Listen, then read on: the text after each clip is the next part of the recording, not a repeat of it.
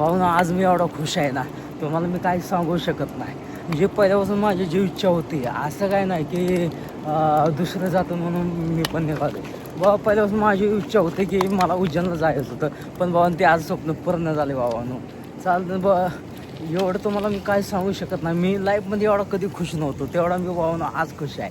कारण की मी चाललो आहे आता उज्जैनमध्ये. आता जस्ट टाईम मी लोट्यामध्ये. तर आता किती वाजले तर मला टाईम पण माहीत नाही. चालतं तुम्ही बघून घ्या.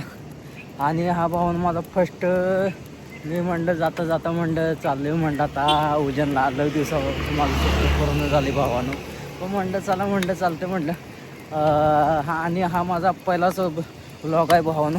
त्याच्यावर तुमचा भावानं फुल सपोर्टची खूप गरज आहे भावानं. चालतं नेक्स्ट व्हिडिओमध्ये भेटू भावानं. बाय. इथून मांडला जाताना हायवे टचलाच एक अलमदीना हॉटेल दिसलं.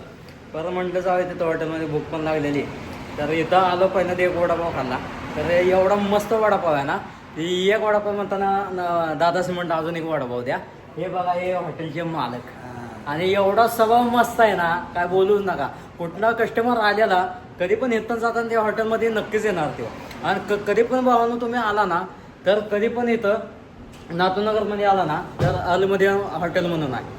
तुम्ही कधी पण सोयीच्या नाही आहे. एवढं मस्त वडापाव आहे ना भावा, तुम्ही कधी पण एकदा खाऊन बघायचं भावानं.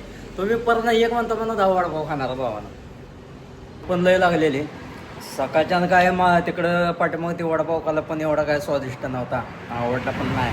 म्हटलं जाताना इथं एक हॉटेल दिसलं, हॉटेलमध्ये आलो, एक वडापाव खाल्ला. ते एक म्हणता मला अजून एक वडापाव खाल्ला. तर आता इथं अजून 35 किलोमीटर महाड आहे. महाडपासून तिथून आणि पुढं विचारत जायला लागणार आहे, कारण की आपल्याला लोकेशन माहीत नाही भावानं. काय एवढा खुश आहे ना, लाईफमध्ये कधीच एवढा खुश नव्हतो. पण आज चाललं उज्जैनला. आता किती दिवस लागतात माहीत नाही. खूप लांबचा प्रवास आहे. आणि त्यात आपले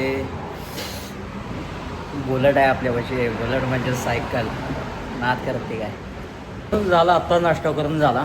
आता काय थांबून फायदा नाही. आता आपल्याला पुढे गेलं पाहिजे, कारण की खूप लांबचा पल्ला आपल्याला गाठायचा आहे. त्याच्यामुळे काय थांबून फायदा नाही. चालतंय दादा. भाऊन आता मी चाललेलो. आता थोडंसं 5 मिनिटं राहिलेलं बहुतेक बाहेर पडाय. तेवढा त्या भावाने मला आवाज दिला, अरे इकडे म्हणून. बोले आलो मी त्यांच्यापाशी. मला बोलले की कुठे चालय. म्हणलं चालू उज्जैनला. अरे म्हणते का खोटं बोलून खरं सांग. अरे म्हणलं हो बाबा नक्कीच चालू म्हणलं. तिने तिला आवाज म्हणतं ते असं जेवला का नाही. ती बोलली जेवले. मला तिने विचारलं जेवला का नाही. म्हणलं आता जेवू आलो मी. काय करतो तुझं नाव काय. समाधान. आणि तुझं स्वप्नील. तुझं रे बाबा. ओके बाबा चालतंय. खूप भारी वाटलं भाऊला भेटून. खरंच खूप स्ट्रगल करत आहे सायकलवर जात. भारी वाटलं एवढं बोलून. ओके बाबा थँक्यू. मी पण आज सांगलीच हा. पण आपले कोल्हापूरचे सगळे मेंबर भेटलेले, हे गेलेले रायगडावर. मग येता येता त्यांनी मला आवाज दिला. म्हणले ते भावानं कुठं चालेल. म्हणलं चालू म्हणलं उज्जैनला. माझं गाव व्यू सांगितलं. त्यांचं गाव भावना रायगड. भावना तुमचं नाव सांगा दादा. माझं नाव अमर शिंदे, आर के नगर पाचगाव. माझं नाव दत्तात्रय चौगुले, कोल्हापूर. तुमचं दादा. नितीश पाटील, सर्लोपती पाटील. दादा तुझा. जयदीप पाटील. बघा भावानं योगायोग बघा कसा आहे ते.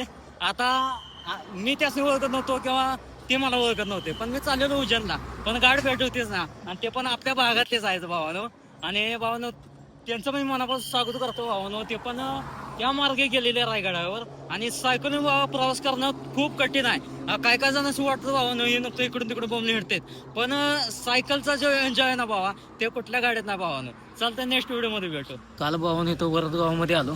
तर इथून पुढं 3 किलोमीटर अंतरावर घाट लागतो. तर इथली गावातली माणसं बोलली की बा तू एवढा रातचा जाऊ नको, आणि टायमिंग पण खूप झालेला आहे. त्यापेक्षा तू एक काम करतो आमच्या गावामध्ये झोप. तर मग काय केलं, परत ना हॉटेल चालूच होतं. भूक पण लागलेली, दिवसभर काय काय खाल्लं नव्हतं. मग हॉटेलमध्ये गेलो, पावभाजी खाली. त्या पावभाजीवर झोपलो परत ना. भावानं हा माझा पहिला व्लॉग आहे. त्याच्यामुळे भावानं तुमचा सपोर्ट राहून द्या.